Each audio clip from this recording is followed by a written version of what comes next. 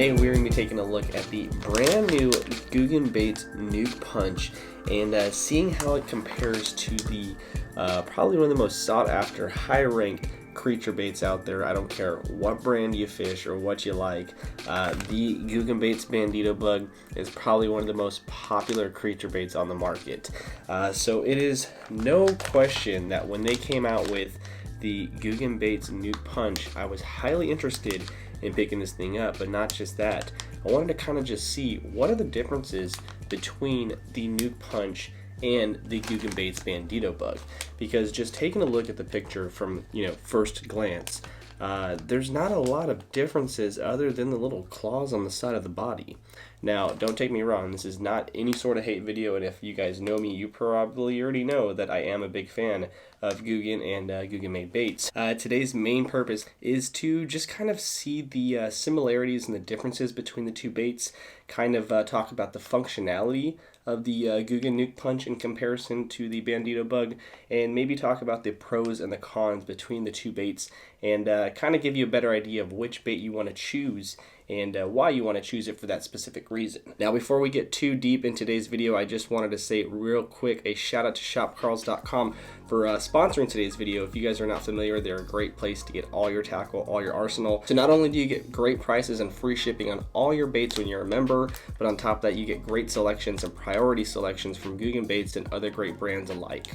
So if you guys have not already checked them out, I'm leaving links below in my description. Hop on over there, take a look at it. You can also use my code RyanR10, and if you're not already a member, you can sign up for free today. Just another great reason to hop on over there and take a look at it. Now, let's go ahead and jump into this video. So the first bait I did want to take a look at is obviously the Nuke Punch. It's brand new. I haven't really seen it too much, haven't really used it at all, and it's just something that you guys probably want to learn a little bit more about too. The colors that I picked up in front of me today are going to be the green pumpkin and the black and blue flake, two of probably the most proven and trustworthy colors out there on the market. And since I got these things in my hand, I just want to talk, I guess, about the look of these baits, because once again, it kind of falls into that creature bait sort of look. It's got that long cylinder shaped body, it's got the double pinchers, it's even got those little antennas kind of in the center of the little head right there. But there's a lot of differences in this bait compared to the Bandito bug. So if we're just talking about some of the similarities between the Nuke Punch and the Bandito bug, obviously the first thing that you're going to see are those pinchers up the front. One of the main differences though that I will point out is that the Bandito bug seems to be a little bit longer, and after reading the back of the package, it seems to be about, I believe, 3/8 of an inch longer, which isn't a lot, it isn't a big difference, but it does make a bit of a difference when you're thinking about using this as a trailer. Now, the Nuke Punch is something that I ideally would think would be great for a trailer, like on a jig. It's something how I'll probably be testing it out here later on today. But just in general, I wanted to just point that out real quick about the size of them. Now, going back and looking at the Bandito bug in comparison to the Nuke Punch, there's a few other things that I will point out. Obviously, you have the little appendages. They're called like the creepy crawly arms, something that you're not going to have on that Nuke Punch. But on top of that, when you get towards the ribbed body, the Nuke Punch seems to have a lot more separation in between its ribs. I'm going to try to make this easier for you guys to see. So as you can see, there's a lot more separation between the body and the actual ribbed edges. In comparison to the Bandito bug right here, you can see it almost doesn't flick the same way it does with the Nuke. On top of that, one really big difference that I noticed is the Bandito bug has that V-notch in the center of their body. I assume that's something to kind of hold a hook. That's something I've always assumed it was for. I'm not sure, it just might be their particular design that they went with, but in comparison to that Nuke Punch, once again, we're not going to have that V-shaped design in the center of that ribbed body. After taking a closer look at the rest of this bait, like the head and the little antennas that stick out of the front of the head, it doesn't seem like there's a big difference. I will say that, there is a substantial size difference between the chunkiness of the Nuke compared to the Bandito bug, and that might be the difference in the face and the head and all that stuff. That's something that I'll point out real quick, is if you take a look at the Bandito bug sideways, and you take a look at the Nuke sideways, they are almost double in size on the Nuke compared to the Bandito bug. Also, if you turn it straight like this, you will see the thickness is a lot thicker. So you get that more ribbed edge. You're going to have a thicker and longer body. And on top of that, it's going to be more ideal for penetration. Yeah. Making me blush over here, Googan. So what does the difference in the bodies actually do is something that I was thinking when I first saw these baits. Now, after kind of doing a little bit of a swim test and kind of seeing it firsthand, I will say there is a big difference in the Bandito bug from the Nuke Punch, and honestly it has a lot to do with the setup, I'm sure, but after testing these just in a basic Texas rig, I will say there's a lot more flutter and slow sinking to the Bandito bug. I think it has to do with the long flat body that it has compared to the Nuke Punch. Now, going into the functionality of this bait is where we can talk more about the punching and the jig setup. Now, I will say if you're going to use this bait as a jig setup, you will definitely still have to trim it. I would say about halfway down you'd want to trim this thing, and it would fit great on like a football jig. I got this gridiron jig right here, and I think that that thing would be ideal. It's a lot thicker body, so it's going to be beefier. It's going to be a little bit easier to withstand more attacks, more strikes, and hopefully hook up on more fish. Another thing you can use it for ideally is going to be punching, obviously, the Nuke Punch. Whoa, who thinks of that, right? So why do I think it's going to be so good for punching? Not only does it have that straight cylinder shape, it's got the pointed head, so it makes it easy to get through thick grass, thick vegetation, kind of that slimy, weird slop stuff. On top of that, what they did in comparison to the Bandito bug, something I want to point out, we'll go back into talking about the thickness of the body. Something I hear people talk about and kind of complain about is that Bandito bugs or Googan baits kind of rip a little easy. Well, if you like the Bandito bug, but you don't like the butt ripping on you sometimes, you might want to try out the Nuke because they beefed this thing up. I put a 3/0 little hammer hook through there, and honestly, I could probably hook on 5-6 fish, and I doubt you could even see that hook went through. This thing almost looks like no hook has gone through it at all. That's pretty much how beefy and meaty this thing is in comparison to the Bandito bug, which has actually already had a hook go through there.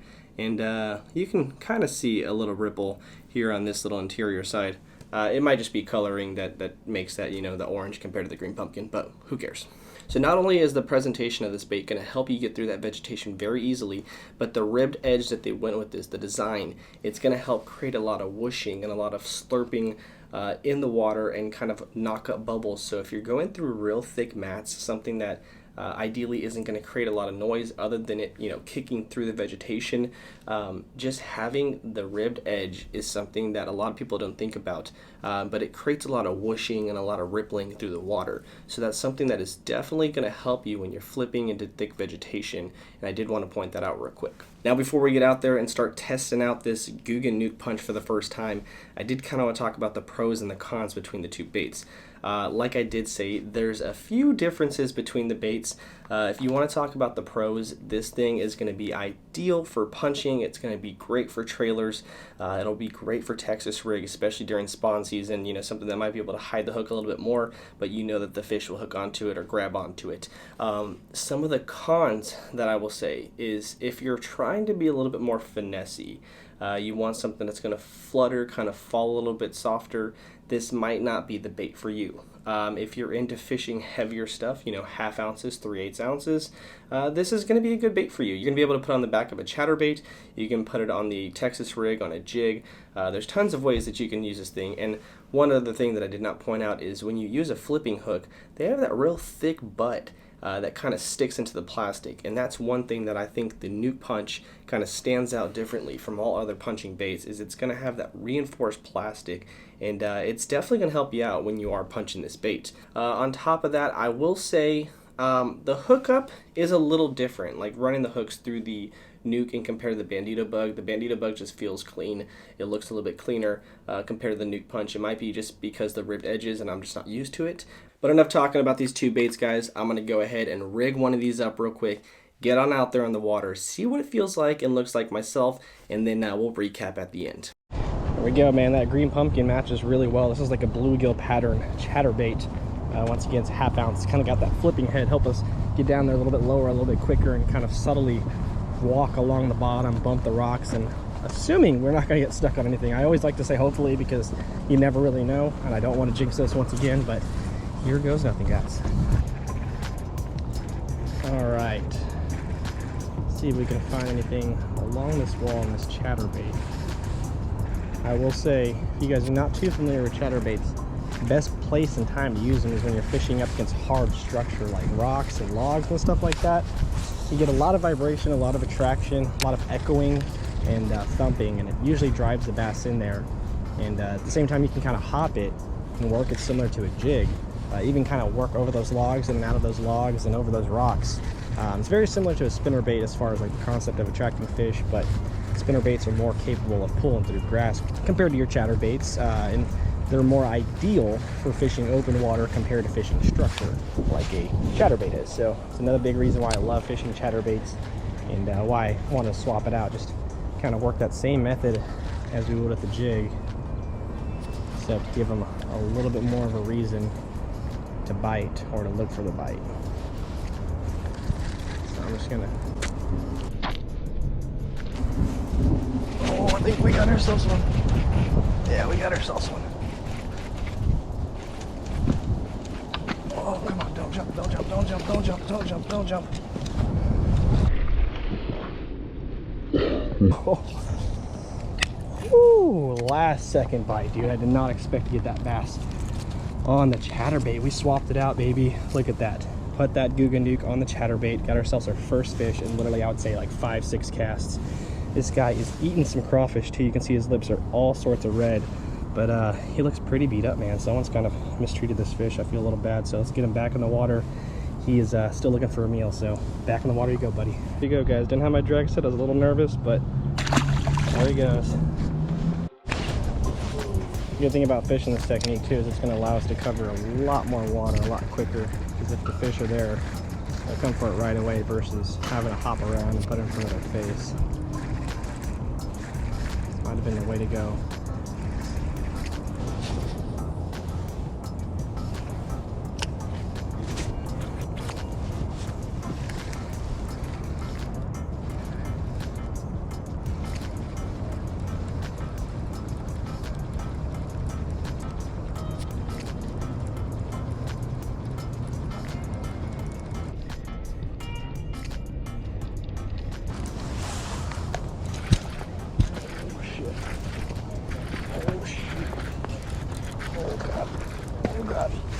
Oh God.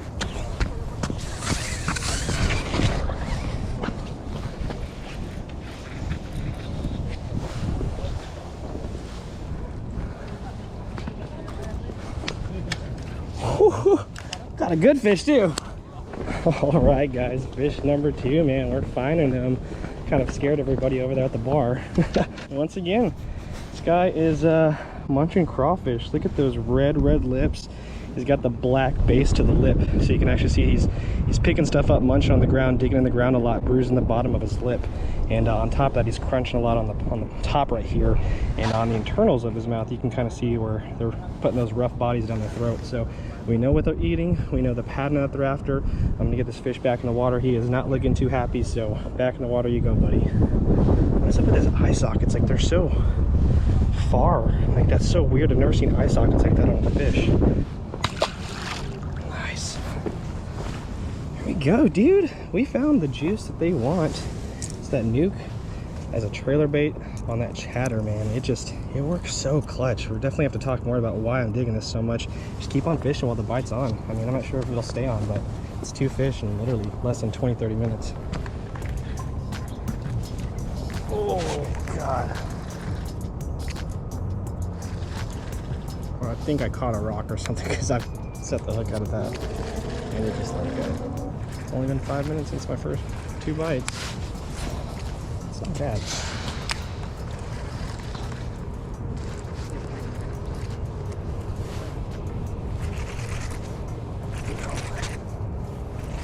No way. Oh, that was a hog. Oh my God. I literally thought that I was tied up on a cable or something. I was pulling that so hard, I just ripped it out of that fish's mouth. Oh, that's so disappointing. I might have even had him the first time and he came back for it, I think. Like, I say hard, that was probably around the same size that we just lost, man. But that's fish number 3 in like 5 minutes. Change it up. Chatterbait trailer with the nuke. Like, it is on. We found what they want, man. Ah, it's kind of disappointing. I'll work around this area one more time, see if... there's no way that fish is going to bite again. I ripped his jaw apart, basically, but still. Man. What's up, brother? It's another day, man. You doing all right? Other than losing that giant just a few moments ago. Dude, I lost a giant right now, too. I mean, I had to ride the bank, too. Every bit of 3. Jerk bait. I assumed mine was stuck on a rope, so I did the whole, I'm just gonna keep pulling my pole until the rope comes up. Pull it right out of his mouth. Yeah, and he came up, I was like, oh, that's not a rope, that's a fish. That's good to know.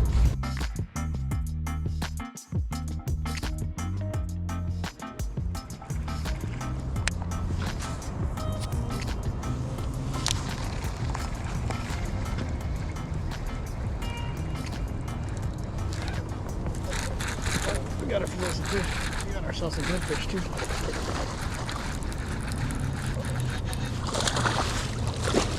Oh my god. Ooh, that's a big fish. That's a lot bigger than I thought. Chunky one, dude. Let's go. I'm so excited, sorry. It's not what I was expecting to pull out of there. It's a largemouth bass. Take a picture? Yeah, definitely. You eating? No, I wouldn't eat You anything. listen? Yeah, anything in here I wouldn't eat because I don't know what people are putting in here. I gotta get a measure on this thing. Let's see how much it weighs. I'm thinking like 3, maybe 4. Let's see.